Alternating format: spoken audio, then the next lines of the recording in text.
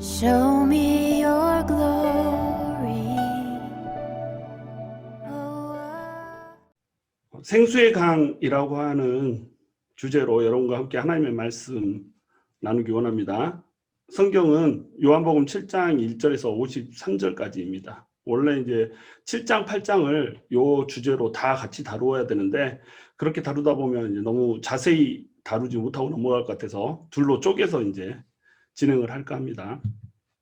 1절에 보시면 그 후에 예수께서 갈릴리에서 다니시고 유대에서 다니려 아니하심은 유대인들이 죽이려 함이러라. 유대인의 명절인 초막절이 가까운지라 라고 얘기를 하고 있어요. 그래서 우리가 먼저 요 주제에 대해서 알기 위해서 유대인들의 절기를 좀 알아야 돼요. 좀 어렵고 딱딱하지만 우리가 이것에 익숙해지지 못하면 성경에서 원래 의미하고자 하는 내용들을 잘 숙지를 할 수가 없어요. 그래서 유대인들의 7대 절기, 이걸 좀 이제 알아야 될 필요가 있는 거죠. 지금 예수님께서는 오병이어 사건이 일어나고 나서 생명의 떡 설교를 하죠. 오병이어 사건은 6월절에 이루어졌기 때문에 4월이라고 할 수 있는 거예요. 그러면 4월 달부터 초막절은 이제 우리식 달력으로 하면 10월 달에 있기 때문에 약 6개월 정도를 갈릴리 사역을 한 겁니다. 갈릴리에서만 사역을 했고 유대에는 가지 않았던 거예요. 왜냐하면 유대 지방은 위험했어요.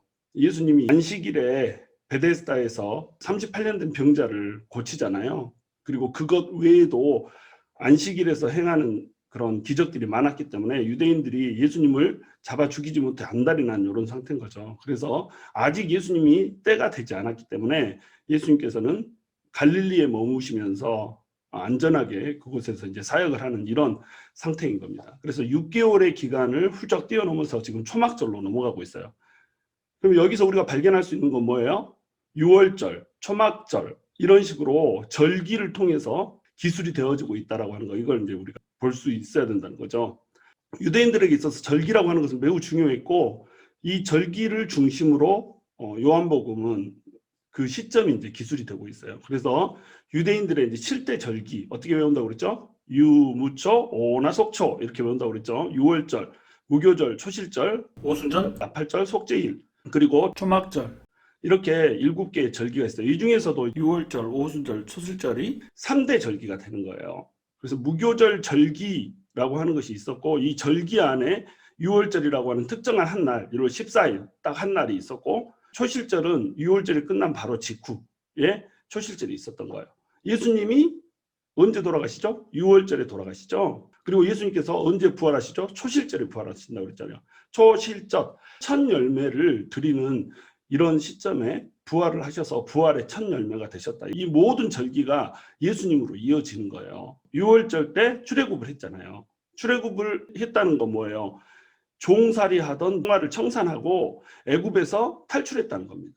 이것은 예수님께 그대로 예표가 되는 거예요. 예수님께서 우리의 6월절 어린 양이 되셔서 마귀의 종이 되고 세상의 종이 돼서 죽음의 종이 돼서 살아가고 있는 우리를 출애굽 시켜주듯이 사망시켜준다는 거예요. 우리를 죽음에서 건져준다는 이게 그 날이 되는 겁니다. 그래서 예수님께서는 반드시 6월절에 돌아가셔야 되는 거예요. 예수님께서 나의 때가 아직 이르지 않았다. 이것은 십자가에서 돌아가시는 때를 말하는데 이 때는 반드시 6월절이어야 되는 거예요.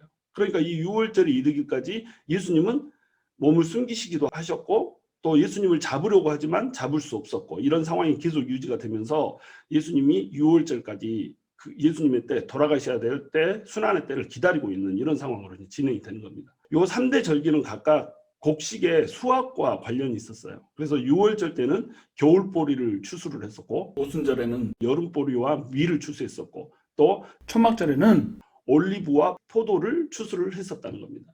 수학을 한다 막 이런 말이 나오면 수학을 도대체 몇 번씩 하는 거야 이렇게 생각하실 것이 아니고 요 3대 절기가 수학과 관련돼 있다는 거, 3번 수학을 했다는 거예요. 그래서 6월절에는 겨울보리를 추수했다. 그러니까 겨울보리를 추수하는 이 시점, 겨울에 뿌린 보리를 봄에 사실은 추수를 하는 거죠. 4월 달에 추수를 하는 거니까 요때 추수를 하면 이게 첫 열매가 되는 거예요. 모든 열매들의 첫 열매. 그래서 이 첫 열매가 이제 드려지는 시점이 바로 초실절이었고 예수님께서 이 시점에 3일 만에 부활하시는 겁니다. 6월절에 돌아가시고 3일 만에 부활하시면 그날이 초실절이 되는 거예요. 그러니까 그 초실절에 자기를 부활의 첫 열매로 드리고 예수님을 믿는 모든 사람들은 이제 부활의 다음 열매로 부활이 되게 되는 거예요. 이게 기가 막히잖아요. 절기가 너무너무 딱딱 맞아 떨어지는 전율이 올 만큼. 왜 이렇게 기가 막히겠어요? 우리 하나님이 하셨으니까. 그래서 이 절기를 우리가 알아야 되는 이유는 절기를 통해서 예수 그리스도를 우리가 볼 수가 있기 때문에, 그리고 성경을 더 잘 이해할 수 있기 때문에 우리 절기를 봐야 된다. 그 다음 두 번째는 오순절이에요. 시내산에서 율법이 수여된 날입니다. 그런데 우리한테는 어떤 의미죠? 성령 강림절인 거예요. 이스라엘 백성들을 애굽에서 끄집어내서 하나님의 백성으로, 하나님의 나라로 이제 세워내잖아요. 하나님의 나라를 세워내려면 뭐가 있어야 돼요? 법이 있어야 되잖아요. 하나님께서 통치하시는 법이 있어야 된다는 말이죠. 그 법이 바로 율법이라는 거예요. 그 율법을 시내산에서 준 날이 바로 오순절이에요. 그런데 그 하나님의 나라는 이제 일시적인 하나님의 나라인 거예요. 그리고 이스라엘에 국한된 하나님의 나라고, 결국은 모든 민족에게 베풀어줄 하나님의 나라를 그냥 상징하는 것일 뿐이에요. 모든 열방이 하나님을 주님으로 모시는 그 하나님의 나라가 임해야 되는 거예요. 그러니까 그날이 언제 임해요? 그날이 바로 오순절 성령 강림절에 임하는 겁니다. 그래서 하나님의 율법이 성령의 생명의 새 법으로 대치되는 그 시점이 바로 성령 강림절이었던 거예요. 이 날은 맥추절이라고도 불렀어요. 왜? 여름 보리를 수확을 했잖아요. 보리 맥자에다가 추수할 때 추자거든요. 여름 보리를 추수하기도 하고 또 밀을 추수하기도 하는 이런 시점이었습니다. 그래서 칠칠절이라고도 불렀어요. 이 칠칠절이라고 부른 이유는 뭐냐면, 이 초실절이 끝나고 나서 49일이 지난 그 다음날 50일째 되는 날이 였던 거예요. 예수님께서 부활을 하시고 나서 40일 동안 이 땅에 계셨잖아요. 그리고 나서 승천하시는데, 승천하신 지 10일 만에 성령님께서 이 땅에 내려오시잖아요. 그래서 오순절에 성령님께서 강림을 하신 겁니다. 정확히 맞아떨어지죠, 이것도. 그리고 나팔절, 속죄일, 초막절, 이 세 개가 뭉쳐 있어요. 나팔절에 나팔을 불면은 사람들이 이제 하나님의 성회로 모이고, 속죄일에 속죄를 하는 겁니다. 그래서 6월절의 절기가 살짝 무거운 절기라고 한다면, 초막절의 절기는 굉장히 흥겹고 즐거운 유쾌한 절기였어요. 왜 그러냐면 이스라엘 백성들이 애굽에서 빠져나와서 광야에서 자유인으로 생활했던 그 날들을 기념하는 것이었잖아요. 운막을 짓고 광야에 사는데, 광야에서 하나님께서 늘 함께 해주시고 보호를 해주셨잖아요. 그래서 이 때를 이제 기념하기 위해서 절기를 지켰던 겁니다.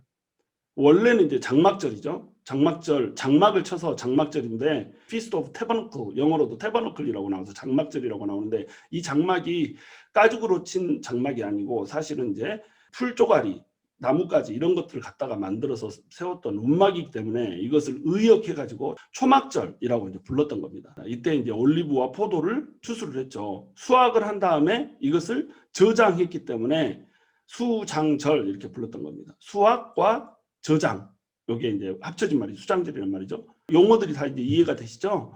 그래서 이제 초막절을 좀 더 구체적으로 살펴보면, 초막절은 40년 광야에 초막에 거한 것을 기념하고 기억하기 위해서 이제 지어진 이름이다. 그 다음에 이걸 장막절이라고 부르는데, 이것을 수코트라고 해요. 수콧이라고 하면 장막이라는 뜻이거든요.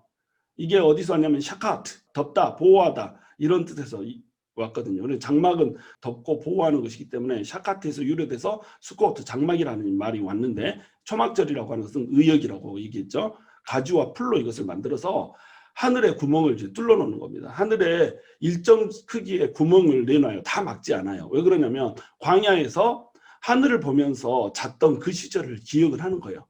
애굽의 노예 생활을 끝내고 자유민이 되어서 하늘을 바라보면서 하늘의 하나님과 교제하며 살았던 그 시절을 기억하는 시기, 이것이 바로 초막절이었던 거예요. 그래서 초막절이라고 불렀고, 수장절은 방금도 설명했듯이 추수와 저장, 이것이 합쳐진 말이 이제 수장절이었다는 거죠. 이 날은 속죄일로부터 5일 후에 이루어졌어요. 그리고 초막에서 7일 동안 거주를 합니다. 모든 이스라엘 백성들이 광장에 와서 하든지 자기 집 앞에서 하든지 밖에다가 초막을 만들어 놓고 그 초막에서 7일 동안 거주를 하는 거예요. 그러면서 그날을 기념을 하는 겁니다. 근데 이 날은 기쁨의 절기였어요.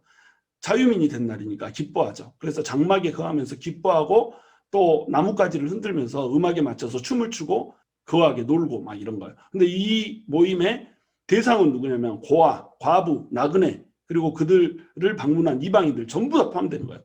그러니까 모든 사람들이 즐겁게 하나님을 기뻐하는 그 절기가 바로 이 초막절인 거죠. 그래서 모든 명절의 완성이다. 7월 달에 있었고, 뭐 물론 지금 우리 달력으로 하면 10월이잖아요. 그런데 유대력으로 하면 이게 7월인 거예요. 그래서 7월 달에 있었고 7일 동안 이 기간을 지키잖아요. 그 다음에 이것이 7번째 명절인 거예요. 7대 절기 중에 마지막이니까 7번째 명절이 되는 거죠. 그래서 7, 7, 7. 7이 3번이나 있잖아요. 완전수 7이 완전수 3번이나 있는 거예요. 그러니까 모든 명절의 완성이고 명절의 끝이다. 이렇게 얘기를 하는 거예요. 그래서 새로운 장막을 입는 날이라 그래서 6월절에 예수님이 돌아가셨고 초실절에 예수님이 부활하셨고 오순절에 성령님이 오셨기 때문에 예수님이 재림하시는 시점은 아마 초막절이 될 것이다. 이렇게 예측하는 학자들도 있는 거예요. 제 주장은 아닙니다. 어디 가서 뭐 곽형일 전도사가 초막절에 예수님 재림하신다고 하더라. 막 이렇게 소문 퍼뜨리고 다니고 이러면 안 돼요. 그렇게 예측하는 사람들도 있다. 일리가 있잖아요. 그렇죠? 초막절에 우리가 새로운 장막을 입게 되는, 우리 육신의 장막을 벗고 새로운 장막을 입게 되는 그날, 그리고 이 세상이라고 하는 장막을 벗고 하늘나라라고 하는 그 장막을 얻게 되는 그날이 바로 장막절이니까 영적으로 해석을 한다면 그런 해석이 가능한 거죠. 그래서 이날은 기쁨을 즐기는 날이다. 그런데 기쁨을 즐기기 5일 전에 뭐가 있다고요? 속죄일이 있다는 거예요. 우리의 기쁨은 어디서 오는 거예요? 우리의 죄악을 회개하는 데서 오는 겁니다. 우리의 죄가 속죄되고 우리 모든 죄가 어린 양한테 전가되는 이 시점에서 우리의 기쁨이 오는 거예요. 죄를 안고는 우리가 기쁨을 누릴 수가 없는 겁니다. 우리가 우리의 죄를 회개하지 않고 주님 앞에 우리가 돌이키지 않고 우리의 기쁨이 없는 거예요. 우리가 기쁨을 잃게 되는 이유, 그 이유는 뭐냐면 하나님께 가까이 가야 되는데 하나님께 가까이 가지를 않네. 하나님과 교제해야 되는데 하나님과 교제를 하지 않네. 하나님께로 돌이키지를 않네. 세상을 향해서 달려나가네. 그러니까 우리에게서 기쁨이 사라지는 거예요. 하나님을 향해서 우리를 돌이키면 기쁨이 임할 수밖에 없다는 겁니다. 우리에게 새로운 장막이 덮인다는 거예요. 그리고 이날은 영혼을 수확하여서 하늘 창고에 저장하는 날. 수장절이라고 하는 의미가 추수 플러스 저장이라고 그랬잖아요. 영혼들을 수확해서 하늘나라에 저장하는 날. 예수님을 믿게 하면 그 영혼이 하늘나라에 저장이 되는 거예요. 한 영혼을 전도하는 이 행위가 하늘 창고에다 그 사람을 저장하는 행위라니까요. 그렇게 근사한 행위를 지금 우리가 막 하고 있는 겁니다. 그리고 스가랴서 14장 9절에서 20절에 보면 메시아가 다시 재림할 때에 천년 왕국이 임할 텐데 이 천년 왕국 때는 모든 만민이 지키게 될 것이다 라고 하는 예언이 돼 있어요. 그래서 이날에 고아, 과부, 나그네, 이방인들까지 다 즐기는 겁니다. 초막절은 이방인들까지 다 즐기는 이런 날로 지금 돼 있잖아요. 그래서 이 날은 바로 성령님이 우리에게 오심으로 인하여서 모든 열방의 족속들이 전부 하나님 안으로, 예수님 안으로 들어오게 될 것이다라고 하는 이것을 예표하고 있는 이런 날이라는 거죠. 이러한 절기 때 지금 예수님의 동생들이 예수님에게 이제 얘기를 하는 겁니다. 3절에 그 형제들이 예수께 이르되 당신이 행하는 일을 제자들도 보게 여기를 떠나 유대로 가소서. 스스로 나타나기를 구하면서 묻혀서 일하는 사람이 없나니 이 일을 행하려 하거든 자신을 세상에 나타내소서 하니 이는 그 형제들까지도 예수를 믿지 아니함이로라. 이렇게 얘기하고 있어요. 지금 예수님이 갈릴리 지역에서 엄청난 기적을 행하고 있는 겁니다. 오병이어 사건이 벌어진 6월절에서부터 지금 이 초막절이 이르기까지 6개월 동안을 계속 예수님께서는 한시도 쉬지 않고 일을 하고 있어요.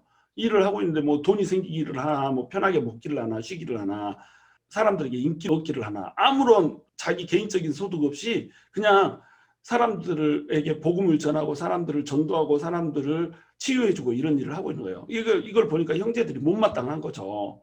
도대체 이 사람 뭐 하는 거냐 이거죠. 오병이어 사건을 펼쳐진 이후에 사람들이 전부 예수님을 떠나버렸어요. 생명의 떡 설교를 하니까 이 사람이 미쳤나, 자기 살을 왜 먹으라고 그래, 자기 피를 왜 마시라고 그래, 우리가 식인종이요? 이러고 떠나버린 거예요. 그러니까 주변에 사람들이 얼마 남지 않은 겁니다. 그런데 예수님께서는 계속 돌아다니면서 병자들을 고치고 귀신을 쫓아내고 이런 일들을 하는 거예요. 요한복음에는 물론 나와 있지 않지만 마태, 마가, 누가에 보면 지속적으로 이 6개월 동안 사역을 하셨던 그런 기록들이 남겨져 있다는 겁니다. 그러니까 형제들이 이제 좀 불쾌한 거죠. 자, 그런 일을 하려면 사람들 앞에 좀 나타나게 해라. 왜 숨어서 이렇게 일을 하느냐. 이 일을 행하려면 유대 땅에 가서 유대에서 세상에 자기를 나타내고 좀 도시에서 근사하게 이렇게 하라. 갈릴리 총구석에서 이거 뭐 하고 있는 거냐. 사람들이 많이 모이는 유대로 가라. 지금 기회다. 초막절이 왔다. 초막절에 엄청나게 많은 사람들이 모여들지 않느냐. 이렇게 이제 주장을 하고 있는 겁니다. 사방에서 흩어져 살고 있던 유대인들이 6월절과 초막절이 되면 막 몰려들었었어요. 물론 이제 6월절에 가장 많이 몰려들었죠. 그러나 초막절도 만만치 않게 몰려들었단 말이죠. 뭐 약 200만 명 정도가 6월절에 몰려들었다고 하니까 초막절도 그 가까이 몰려들었을 거 아니에요. 그렇게 몰려들 때에 세상에서 나타내서 자기를 드러내고 일 좀 하라. 이 답답한 양반아. 이렇게 형한테 막 따지고 있는 거죠. 버르장머리 없이. 그래서 야고보, 요셉, 시몬, 유다가 지금 예수님을 종용하면서 예수님을 이렇게 조롱하고 있는 겁니다. 예수님이 형인데도 예수님을 믿지 못하고 있는 거예요. 자기 형인데도 자기 형이 메시아라고 하는 사실을 믿지 못하고 있는 이 역설. 여러분, 믿음은 어떻게 할 수가 없어요. 믿음은 목사 아들이라고 해서 생기는 거 아니고, 믿음이라고 하는 것은 철저히 개인적인 영역인 겁니다. 개인이 그 마음을 허물고 하나님께 열린 마음으로 나아가야지 믿음이 생길 수가 있다라고 하는 거예요.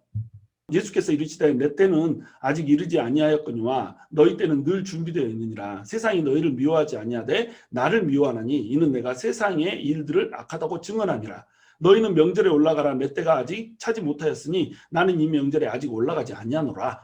이 말씀을 하시고 갈릴리에 머물러 계시니라. 그 형제들이 명절에 올라간 후에 자기도 올라가시되 나타내지 않고 은밀히 가시니라. 여기 보시면 나는 내 때가 차지 않았으니까 이 명절에 가지 않겠다 보내놓고 다시 가세요.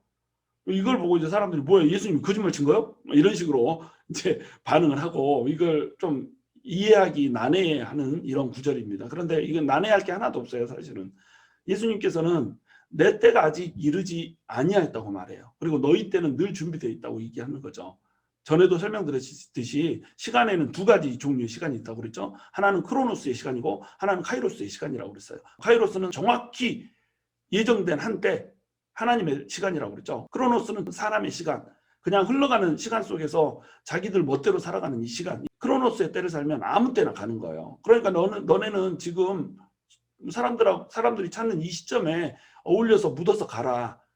지금 나는 카이로스의 시간을 살고 있기 때문에 사람들이 몰려가는 그때에 가는 것이 아니라 내가 원하는 때에 내 때에 간다. 이렇게 지금 얘기를 하고 있는 겁니다. 8절에 보시면 내 때가 아직 차지 못하였느니, 이때 말하는 내 때는 십자가를 지는 때라는 거예요. 이 십자가를 질 때까지 모든 타이밍은 지금 십자가에 조정이 되어 있는 거예요. 그래서 예수님께서 십자가에 달려 죽으시기 이전에는 잡히셔도 안 되고 돌아가셔도 안 되고 하여튼간 이 시점 이전까지는 보존이 돼야 되는 이런 거예요. 그러니까 이 시점에 맞춰서 정확히 시기적절하게 원하시는 장소에 나타나서 원하시는 메시지를 전하는 이런 일들을 하셨어야 되는 거예요. 그러니까 예수님께서는 지금 초막절에 안 내려가겠다라고 하는 말씀을 하고 계신 게 아니에요. 나는 이 명절에 아직 올라가지 아니하노라 이렇게 기록하고 있잖아요. 아직 안 간다는 거예요.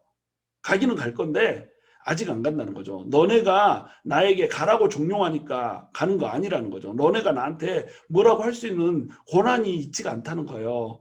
형을 메시아로 모시고 있으면서 메시아인지도 알아보지 못하는 그 똥눈을 가지고 종용하면 내가 듣고 가겠느냐. 나는 내 때가 따로 있다. 그때 가겠다는 지금 말씀을 하고 있는 거예요. 아직 가지 않을 뿐 결국 가시겠다는 거죠. 그리고 갈 때 가더라도 절기를 지키는 무리 중에 한 명으로 가는 것이 아니라 정확히 메시아로서 전달할 메시지를 전하는 자로 가시겠다라고 하는 거예요. 너희 때는 늘 준비되어 있느니라. 이게 원래 의미는 뭐냐면 너희는 아무 때나 갈 수 있다 이 말이에요. 근데 동생들에게도 예수님을 위해서 일할 때가 와요. 예수님이 십자가에서 못 박혀서 돌아가신 다음에 부활하고 나니까 야고보가 회심을 하죠. 그래서 교회의 기둥 같은 존재로 서게 됩니다. 그리고 야고보서를 기술하게 되죠. 유다도 예수님의 동생이었는데 유다서를 기록을 하죠. 그러나 야고보서 유다서에서 동시에 이들은 뭐라고 고백하냐면 나는 예수님의 동생 야고보다, 나는 예수님의 동생 유다다 이렇게 기록하지 않고 예수 그리스도의 종 야고보, 예수 그리스도의 종 유다 이런 식으로 이제 정확히 예수님을 메시아라고 인식을 하면서 자기를 기술을 하는 이런 장면들을 목격할 수가 있는 겁니다. 동생들에게도 때가 온 거죠, 사실은. 자, 예수님에 대한 엇갈린 평가들이 이제 그 이후에 나타나고 있어요. 예수님이 명절에 유다에 나타났다고 그러니까 사람들이 예수님을 찾는 거예요. 도대체 이 사람이 어디 있느냐? 이렇게 하면서 사람들 사이에 막 논쟁이 붙기 시작합니다. 어떤 사람은 좋은 사람이라고 하고 어떤 사람은 아니라 무리를 미혹한다 이렇게 하면서 논쟁이 붙기 시작하는 거예요. 예수님이 그리스도인데 하나님께서 보내주신 메시아인데 자기들 마음대로 어떤 사람은 좋은 사람이라고 어떤 사람은 무리를 미혹하는 나쁜 사람이라고 하고 막 이렇게 말싸움이 벌어진 거죠. 그런데 이 말싸움도 함부로 하지를 못해요. 유대인들을 두려워함으로 드러나게 그에 대해 말하는 자가 없다 이렇게 얘기를 하고 있어요. 그러니까 유대인들이 얼마나 살벌하게 이를 갈면서 예수님을 죽이려 하고 있는지 그것을 우리가 엿볼 수 있는 대목이죠. 초실절 중반에서야 예수님께서 성전에 가셔서 교육을 시킵니다. 막 사람들이 좋네 나쁘네 막 미혹하네 어쩌네 이런 말을 하는 것을 이 교육을 통해서 예수님께서 교정을 시켜주는 것이죠. 내가 누구인지 나의 가르침을 똑바로 듣고 영원한 생명을 얻으라는 거죠. 그런데 예수님을 이제 조롱해요. 배우지 않았는데 어떻게 글을 아는가 이렇게 조롱한단 말이죠. 이 사람들이 기이 여기면서 조롱을 해요. 놀라워서 감탄하는 이런 놀람이 아니라 못 배웠는데 어떻게 글을 알지? 예수님께서 말씀을 전하는데 말씀의 내용보다 이 사람들에게는 스펙이 더 중요했던 거예요. 어떤 학파에서 공부했지? 누구 밑에서 공부했지? 이런 스펙이 이들에게는 더 소중했던 겁니다. 그러니까 예수님의 말씀이 하나님의 말씀으로 권위 있게 떨어지는데도 불구하고 그 권위 있는 말씀을 받아들이지 못하고 스펙 쳐다보고 있는 거예요. 여러분 요즘에 우리 세대의 그 대세하고 똑같지 않아요? 목사님을 뽑을 때 목사님 스펙 보잖아요. MDB 하면은 목사의 자격을 취득을 하고 목사님을 딸 수 있는데 MDB 가지고는 어디 명함도 못 내밀어요. THD, 닥터 디그리 하나, 디민, 닥터 디그리 하나는 가지고 있어야 되고 디민 이거 하나 가지고는 안 돼요. 2개씩 박사학위를 같이 막 가지고 있고 막 이래야 되는 거예요. 그러니까 사람들이 공부를 하고 또 공부하고 공부하고 또 공부하고 영혼에는 관심 없고 계속 공부하는 데 관심 있고 스펙 쌓기에 관심 있게 이렇게 주님의 종들을 몰아가 버리는 이런 세태라는 거죠. 양들을 치는데 가장 중요한 건 말씀이에요. 어떻게 말씀을 잘 전달할 수 있고 어떻게 그 말씀에 은혜가 넘치게 하며 어떻게 성도들을 위해서 전심을 다해서 기도해 줄 수 있고 어떻게 성도들의 삶에 말씀이 영향력이 미치게 해줄 수 있는지 어떻게 성도들의 삶에 존재하고 있는 그 아픔들을 만져주고 해소시켜 줄 수 있는지 이것이 목회죠. 근데 목회의 말씀보다 스펙을 더 중요시 여기네. 이것이 이때 당시에 예수님을 조롱했던 유대인들과 똑같은 모습이라는 거죠. 네가 어디서 말씀을 배워서 지금 말씀을 전하고 있냐라고 하는 일종의 조롱하는 메시지를 듣고 예수님께서 나의 메시지는 나에게서 나온 것이 아니라 나를 보내신 이의 것이라 이렇게 얘기를 해요. 내 교훈은 내 것이 아니요 나를 보내신 이의 것. 나를 보내신 이는 누구죠? 하나님의 것이라는 거죠. 그러니까 하나님의 뜻을 행하려고 시도만 하면 지금 내 말이 하나님으로부터 온 것이라고 하는 것을 너네가 알 것이라는 거예요. 그런데 이들은 하나님의 뜻대로 살려고 하는 시도가 없는 거예요. 그냥 모두 껍데기만 보고 있는 거예요. 외모만 보고 있는 거예요. 외양만 보고 있는 거예요. 그러니까 예수님이 말씀하시는 그 말씀이 아버지로부터 오신 말씀, 하나님으로부터 오신 말씀이라고 하는 것을 깨닫지를 못하는 거죠. 예수님께서는 지금 자기 영광을 구하지 않고 아버지의 영광만 구하면서 전달하고 있거든요. 자기에서부터 말씀이 나오지 않고 아버지로부터 말씀이 나오고 있다는 극명한 증거입니다. 많은 사람들이 자기 영광을 위해서 살아요. 이때 당시에 바리새인들은 자기 영광을 구하면서 살았어요. 내가 의인이다. 죄인들과 나는 다르다. 뻣뻣하게 고개를 들고 하나님을 향해서 손을 들고 기도하면서 자기 교만에 자기 의에 빠져 있으면서도 자기 영광만을 구하면서도 자기들은 하나님의 사람이라고 얘기를 했던 거예요. 예수님께서 여기에 일침을 가하고 있는 겁니다. 자기 영광을 구하는 자들은 하나님으로부터 온 자가 아니라는 거죠. 나는 내 영광을 구하는 것이 아니라 아버지의 영광을 구하고 있기 때문에 나는 바로 하나님으로부터 보내심을 받은 사람이다라고 얘기를 하는 거예요. 유대인들은 형식적으로만 율법을 지키고 있어요. 그들이 율법을 행하지 않아요. 그러니까 예수님의 말씀이 떨어져도 그것이 예수님의 말씀으로 받아들여지지가 않는 거예요. 우리가 종교 생활을 형식으로만 하면 절대로 하나님의 말씀으로 깨달을 수가 없습니다. 형식으로 껍데기로 지키려고 하는데 그 껍데기 내용만 알죠. 깊은 영적인 내용을 알 수가 없고 하나님께서 주시고자 하는 진정한 메시지를 우리가 받아들일 수가 없다는 거예요. 왜? 마음이 닫혀 있거든요. 형식이 다거든요. 이때 당시에 유대인들이 그랬다는 거예요. 그래서 예수님께서 이것을 이제 찝어서 설명을 해주시는 거예요. 너희가 모세에게서 율법을 받았지 않았느냐. 그런데 왜 나를 죽이려고 하느냐. 내가 무슨 범죄를 저질렀느냐? 나는 아무 범죄를 저지른 적이 없는데 너네가 왜 나를 율법을 받았다면서 죽이려고 하느냐? 이렇게 얘기를 하고 있는 거예요. 이 말이 무슨 말이냐면 율법에서는 살인하지 말라고 했지 않냐? 이유 없이 거짓 증거를 내세워서 사람을 살인하지 말라고 했는데 왜 나를 죽이려 하느냐? 이 말은 왜 너희가 살인하지 말라는 그 계명을 지키지 못하느냐? 10계명 하나를 지키지 못하면서 무슨 율법 하냐? 이렇게 지금 말씀을 하고 계시는 거예요. 그러니까 이들이 자기들의 의도를 싹 숨기고 네가 귀신이 들렸도다. 누가 너를 죽이려고 한단 말이냐? 이렇게 이제 얘기를 해요. 예수님을 귀신 들렸다라고 얘기를 해버립니다. 자기들이 죽이려고 시도를 하고 있으면서 언제 우리가 죽이려고 했어? 이렇게 자기 의도를 숨기고 얘기를 하고 있는 거죠. 그러니까 예수님이 이들이 죽이려고 하는 이유까지 이제 돼버리죠. 내가 안식일에 병 고친 걸로 너네가 죽이려고 하고 있지 않느냐. 38년 된 병자를 침상을 들고 걸어가라고 안식일에 말한 거 그걸로 너네가 날 죽이려고 하지 않냐. 율법 하면서 안식일에 일했다는 이유로 죽이려고 하는데 자 이제 내 설명을 들어봐라. 안식일과 할례 사이에 모순이 있는 거 아냐? 할례는 반드시 탄생한 지 8일 만에 받아야 했어요. 그러면 태어난 지 8일이 안식일과 겹쳐버리면 할례를 받으라고 하는 명령과 안식일에는 일하지 말라는 명령이 두 개가 겹쳐버리잖아요. 그럼 이 모순을 어떻게 해결할 거냐 이거죠. 할례는 모세가 아닌 아브라함한테서 온 거거든요. 그러니까 할례를 받으라고 하는 것은 아브라함한테 준 것이지 모세의 율법에 포함된 건 아니었어요. 그러니까 안식일에 일하지 말라라고 하는 이 율법이 이들의 주장대로라면 우선돼야 돼요. 근데 이들은 할례를 행하는 것을 오히려 우선시 행했다는 거죠. 율법이 아브라함한테 주어진 것이 아니고 모세에게 주어졌는데 할례는 아브라함한테 주어졌잖아요. 먼저 할례가 주어졌잖아요. 그러니까 율법으로 주어지지 않은 것을 지키려고 너네가 안식일을 어기지 않냐 이 말을 하는 거예요. 그럼 안식일에 할례 행하는 것이 괜찮다고? 그런데 일부를 잘라내는 것도 아니고 아픈 자의 전신을 치유하는 거 이것이 안식일에 했다고 해서 무슨 문제가 될 게 있느냐라고 하는 얘기를 하고 있는 겁니다. 안식일에 할례를 행하는 것이 괜찮다라고 한다면 안식일에 아픈 자를 고치는 거 구하는 것도 괜찮다라고 하는 얘기를 지금 해주고 있는 거예요. 그러므로 외모로 판단하지 말고 공의롭게 판단하라는 거예요. 밖으로 보여주는 거 안식일을 지켰네 안 지켰네 이걸로 판단하지 말고 공의롭게 지금 옳은 일을 했는가 안 했는가라고 하는 일로 판단을 하라는 겁니다. 이런 일들이 있으니까 이제 당국에 예수님에 대한 처형을 유대인들이 종용을 하게 돼요. 듣고 보니까 아주 매우 불쾌하거든요.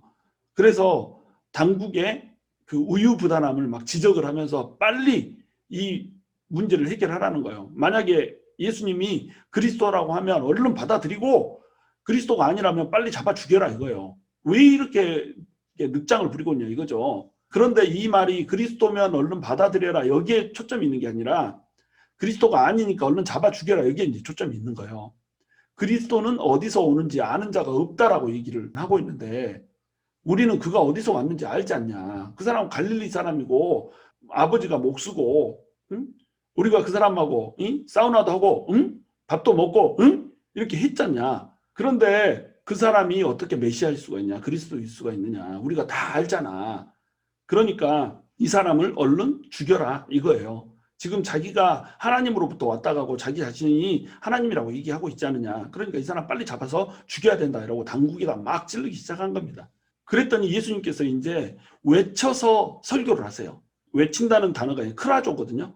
요한복음에서 외쳐서 말씀하신 부분은 딱 3군데밖에 안 나와요. 지금 바로 이 장면하고 그 밑에 보시면 누구든지 목마르거든 내게로 와서 마시라 라고 하는 요한복음 7장 37절하고 나를 믿는 자는 나를 믿는 것이 아니오 나를 보내신 이를 믿는 것이다 라고 하는 요한복음 12장 44절의 말씀 이 세 말씀만 요한복음에서는 크라조로 기록을 하고 있어요. 조용하고 잔잔하게 설교하시고 가르치시던 예수님은 지금 이 세 부분에 있어서는 외치면서 설교를 하시는 거예요. 안타까운 거예요. 믿지 못하고 영원한 생수를 마시지 못하는 이들이 안타까운 거죠. 그러니까 이제 외치면서 말씀을 하시는 거예요. 나는 알아도 나 보내신 분은 너네가 모른다. 내가 어디서 온지 안다고? 그렇지. 육신을 입고 인간으로 왔으니까 내가 어디서 오는지 알겠지. 너네가 나 보내신 분 하나님은 몰라. 너네가 하나님을 어떻게 알겠어? 하나님은 전지전능하시고 영원하시고 불변하시고 어제나 오늘이라 동일하시고 무소부재한 분이시고 전능하신 분이시고 모든 것들의 주인이시고 모든 것들의 창조주시고 모든 것을 돌리시는 역사주시고 장차 이 세상을 심판할 심판주이신데 어떻게 예수님을 알 수 있겠냐, 이 얘기를 하는 거예요. 그런데 내가 그분에게서 나왔다는 거예요. 나는 그분에게서 왔다. 그러니까 내가 바로 하나님이다. 이 얘기를 하고 있는 거예요. 너네가 육신으로는 내가 어디서 왔는지 알지만 내 영이 어디서 왔는지 너네는 알지 못한다는 거예요. 내 영은 바로 하나님으로부터 온 하나님 자신이다 라고 얘기를 하고 있는 겁니다. 그러니까 그들이 예수님을 잡아서 이제 죽이려고 하는 거예요. 그러나 잡고자 하나 손을 대는 자가 없으니 이는 그의 때가 아직 이르지 아니하기 때문에, 예수님께서 십자가에 잡혀서 6월절에 돌아가야 되시기 때문에 6월절이 되기 전에는 아무도 손을 댈 수 없는 이런 이제 상황인 겁니다. 예수님이 하나님이라고 자기 자신을 얘기하고 하나님께로부터 보내심을 받은 자라고 얘기를 하니까 이들은 예수님이 불경을 행했다고 얘기하는 거예요. 신성모독을 했다고 생각을 하는 겁니다. 그래서 예수님을 잡아 죽이려고 해요. 그런데 예수님을 잡아 죽이려고 하는 사람보다 이 말씀으로 인해서 이 외치는 절규의 설교로부터 예수님을 믿는 자의 수가 더 많아진 겁니다. 그래서 그리스도께서 오실지라도 그 행하실 표적이 이 사람이 행한 것보다 더 많으랴, 이렇게 얘기를 하면서 예수님을 믿는 거예요. 사람들이 급격히 오병이어 사건 이후에 예수님을 등지고 떠났다면 이제 이 설교 초막절에 설교 이후에 다시 예수님을 향해서 민심이 돌아서기 시작하는 겁니다. 이 크라조 때문에, 외치는 설교 때문에 민심이 돌아서는 이런 상황인 거예요. 그러니까 이제 대제사장들과 바리새인들이 바짝 긴장을 한 거예요. 이 사람들이, 민중들이, 대중들이 예수님을 믿으면 우리가 설 곳이 없는 거예요. 예수님을 처형할 수가 없는 거예요. 예수님 처형하다가 우리가 먼저 죽게 생겼는 거예요. 그러니까 예수님이 더 이상 민심을 얻기 전에 예수님을 체포해서 빨리 해결을 해야겠다, 처치를 해야겠다, 이렇게 생각을 한 겁니다. 그래서 대제사장들과 바리새인들이 예수님을 체포해요라고 수하 사람들을 보낸 겁니다. 그래서 이제 잡으러 온 거죠. 예수님을 잡으러 사람들이 오니까 예수님께서 그 사람들에게 얘기를 해주는 겁니다. 내가 지금은 때가 아니고 곧 이제 죽을 때가 오니까 그때 내가 죽을 테니까 지금은 그냥 가라, 이렇게 이제 얘기를 해주시는 거예요. 너희와 함께 좀 더 있다가 내가 내 아버지께로 가겠다, 나를 보내신 분에게로 돌아가겠다, 이렇게 얘기를 하는 거예요. 그때는 너네가 나를 찾고자 해도 나를 만날 수도 없고 너네가 나에게 오고자 해도 올 수도 없는 그런 곳으로 나는 갈 것이다. 하나님의 품으로 이제 가겠다는 얘기죠. 하나님의 우편으로 내가 죽음 당하고 승천하여서 올라가겠다는 얘기를 하는 거예요. 이 사람들은 이걸 알 리가 없죠. 그러니까 도대체 외국으로 가겠다는 건가? 헬라인들 틈에서 섞여 사는 형제들에게 가서 살면서 헬라인들에게 설교를 하겠다는 건가? 지금 이렇게 오해를 하고 있는 상황이 된 겁니다. 37절에 보시면 명절 끝날 곧 큰 날에 예수께서 서서 외쳐 이르시되 누구든지 목마르거든 내게로 와서 마시라. 또 이제 서서 외쳐서 이르시죠.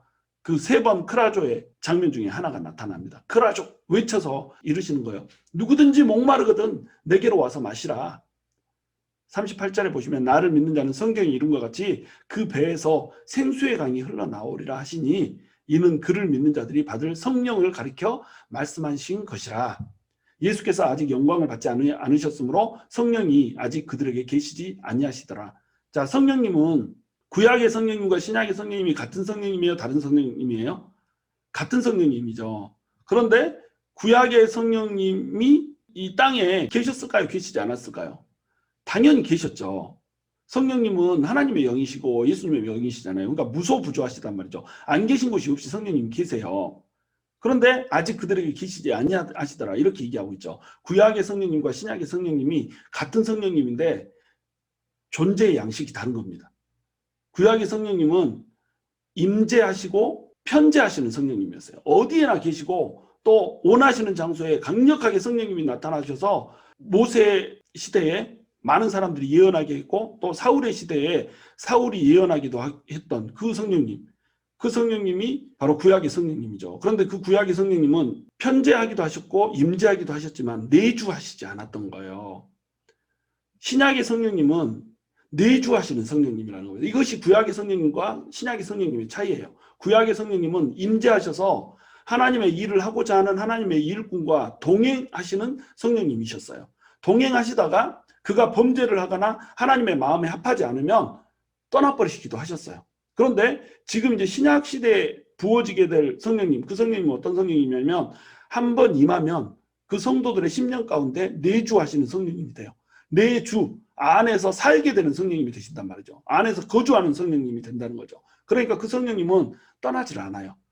신약에 와서는 성령님의 존재 양식이 세 가지로 나뉘게 되는 겁니다. 구약에서는 두 가지예요. 임재와 편재예요. 그런데 신약에 와서는 임재와 편재와 내주라고 하는 세 가지 양태로 이어지는 거예요. 그래서 믿는 모든 사람에게 성령을 부어주시고 성령님이 내주하시니까 성령님이 우리 안에 내주하는 것, 이 상태를 생수의 강이 넘쳐 흐르는 것으로 표현을 한단 말이죠. 그러니까 성령님이 우리 안에 임하면 영원히 목마르지 않는 그런 복을 주시겠다라고 하는 말씀을 하고 계신 거예요.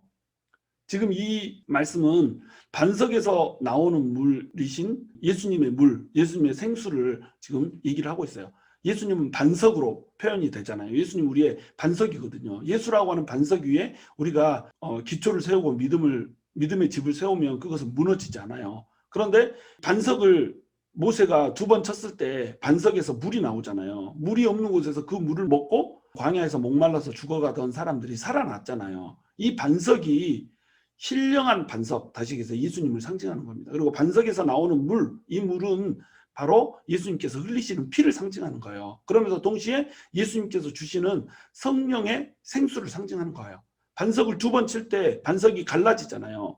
반석을 2번 친 건 뭐예요? 모세의 지팡이잖아요. 모세의 지팡이는 뭐죠? 율법을 상징한단 말이죠. 율법의 정죄로 반석이신 예수님을 빵빵 치니까 예수님의 몸이 찢겨지면서 예수님의 몸에서 피가 쏟아져 나온 거예요. 그 피를 마시는 사람은 사는 거예요. 그 피를 마시는 사람은 성령의 생수를 마시게 되는 거예요. 그 성령의 생수는 우리 안에 생수의 강을 이루고 그 강이 넘쳐 흐르면서 우리의 모든 불순물들을 씻어내버리고 우리 안에서 목마름이 없게 만들어주는 그 성령님이란 말이죠. 그 성령님이 우리 안에서 강물처럼 터져 올라야 된단 말이죠. 근데 이 생수가 우리 안에서 터져 오르지 못하는 이유가 뭐예요? 생수가 터져 오를 수 없게 막고 있는 찌꺼기가 있는 거예요. 그 찌꺼기가 제거가 될 때 우리 안에서 생수의 강이 빵 터져 오르면서 우리의 모든 자아를 씻어내고 우리를 성령님으로 채워버리는 겁니다. 그러면 우리가 가람이 없는 인생을 사는 거예요. 목마름이 없는 인생을 살 수가 있게 되는 겁니다. 지금 이 말씀을 하고 있는 거예요. 왜 그럼 이 말씀을 하필 지금 하고 있는가? 왜 초막절에 예수님께서는 내가 생수의 강이다라고 얘기를 하고 있는가? 오병이어 사건은 6월절에 났다고 그랬잖아요. 오병이어 사건에 먹을 것을 제공하시고 나서 예수님께서는 자기 자신을 뭐라고 불러요? 생명의 떡이라고 부르잖아요. 왜냐하면 오병이어 먹을 것을 준 날이니까 생명의 떡이라고 얘기를 한다는 거죠. 근데 생명의 떡이라고 부르신 이유는 뭐냐면 예수님께서 6월절에 죽으실 것이기 때문에 생명의 떡이라고 얘기를 한 거예요. 죽으신다는 것, 내 살을 너네에게 주겠다는 거죠. 그러니까 생명의 떡이라고 예수님을 표현한 겁니다. 그런데 지금 초막절에서는 생수의 강이라고 이제 얘기를 했잖아요. 명절 끝날에 가장 큰 축제를 하게 되거든요.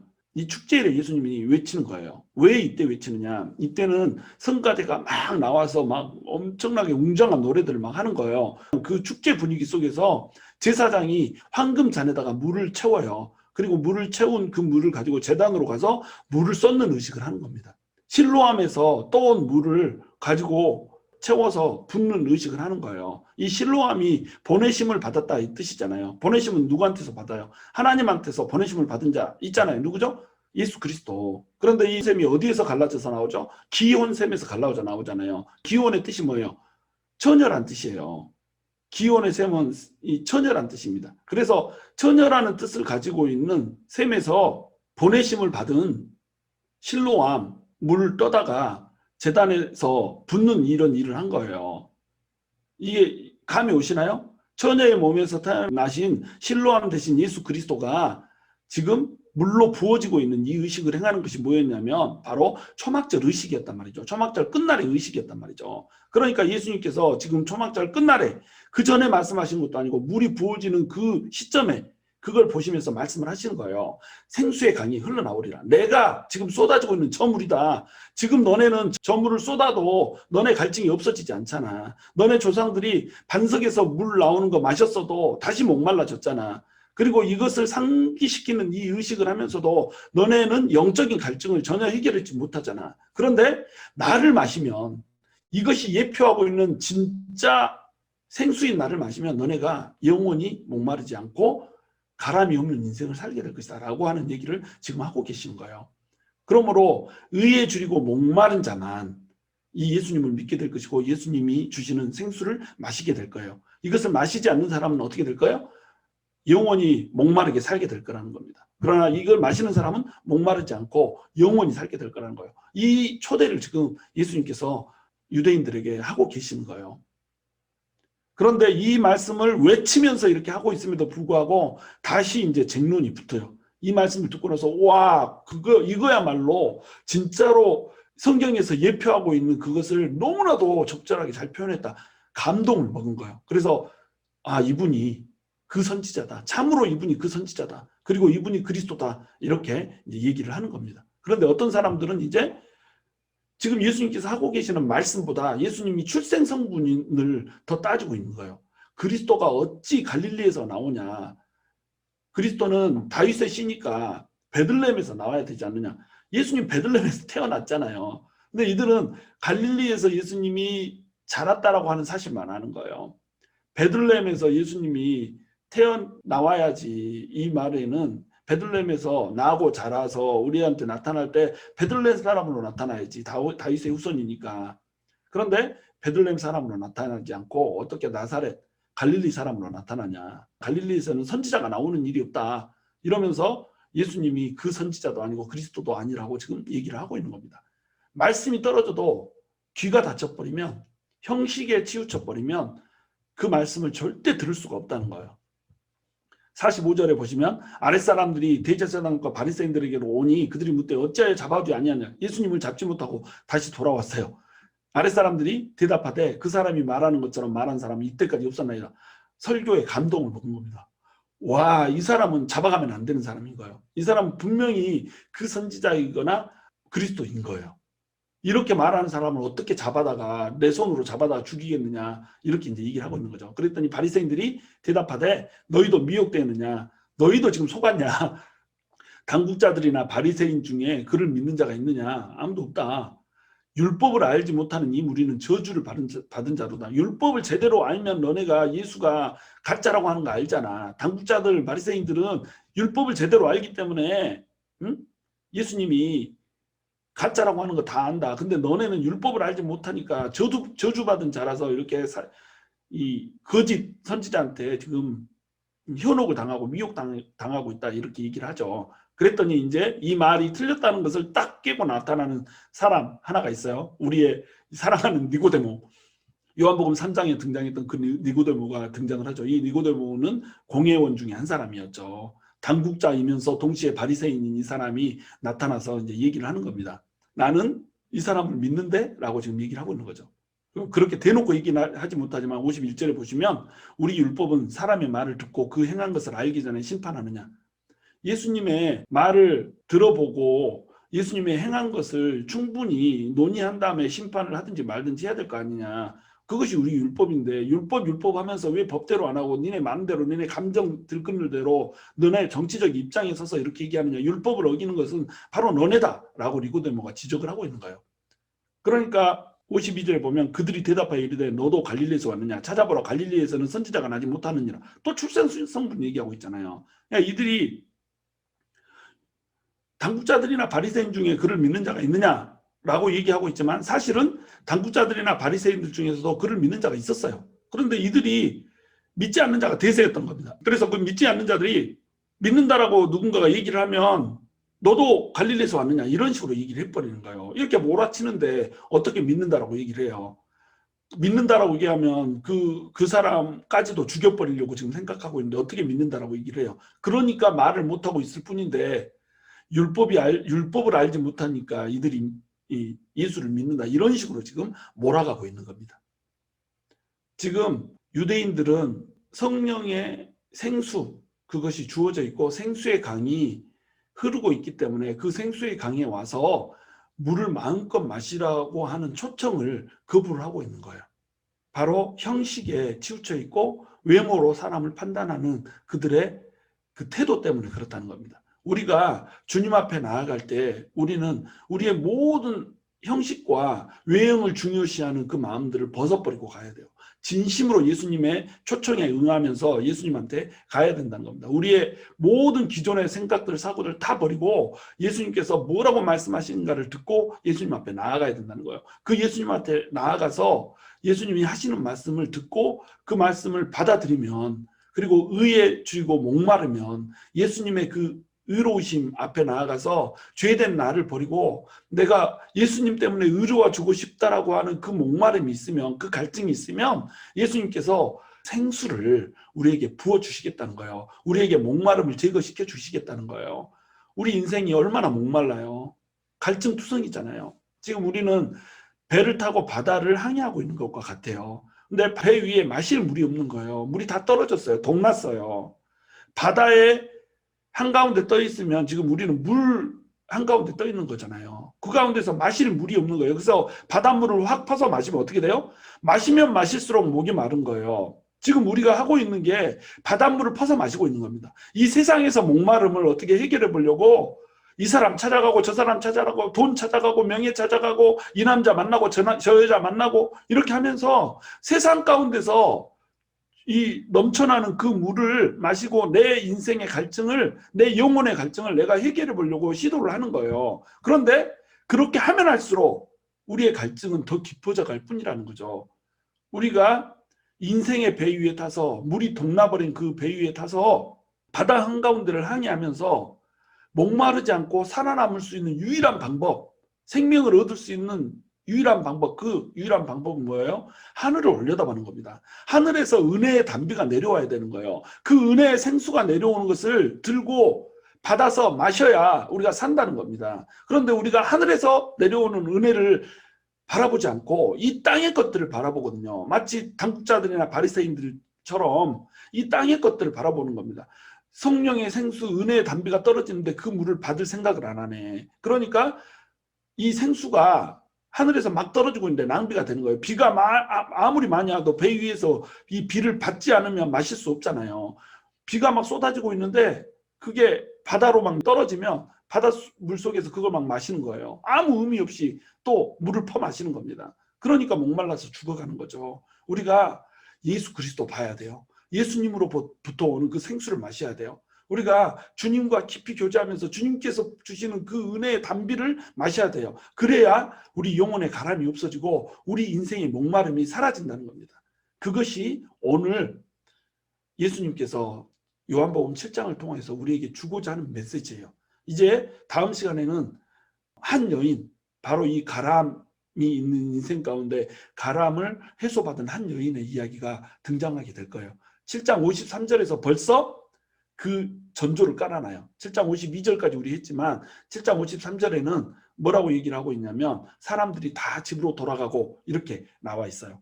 그리고 나서 사람들이 가늠한 여자 하나를 데려오는 겁니다. 그 가늠한 여자가 목마름을 죽여보고자 다른 남자를 찾았던, 바닷물을 퍼마셨던 여자라니까요. 이 여자가 생수를 만난 거예요. 예수님을 만난 거예요. 그래서 살아남은 거예요. 자, 그 얘기가 다음 주에 이제 진행이 되는 겁니다. To be continued. 우리 저와 여러분이 정말로 주님께서 주시는 그 생수를 마시고 주님 앞에 나와서 생명을 얻게 되고 영혼의 가람을 해결하게 되는 그런 놀라운 은혜가 있기를 주님의 이름으로 축원합니다.